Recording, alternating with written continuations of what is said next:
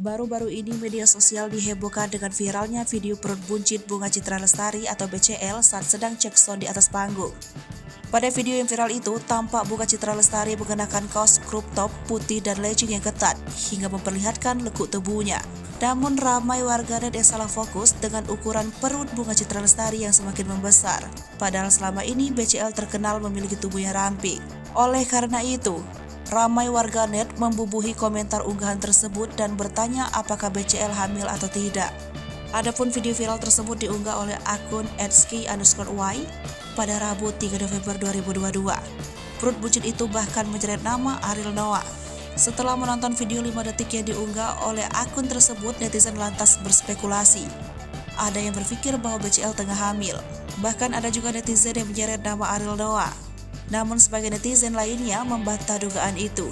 Ada yang memandang bahwa perut buncit itu karena BCL kekenyangan. Belakangan BCL memang kerap digosipkan menjalin hubungan asmara dengan Ariel Noah. Beberapa kali Ariel dan BCL kerap memamerkan momen kemesraan mereka. Bahkan Luna Maya merupakan mantan terindah Ariel Noah juga sudah merestui hubungan asmara Ariel dan BCL tersebut. Usai ditelusuri, ternyata video viral yang menyorot perut buncit BCL saat panggung di retrospektif Medan beberapa waktu lalu. Sejak diunggah pada Rabu 3 November 2022, video viral di TikTok tersebut telah ditonton sebanyak 3,4 juta kali.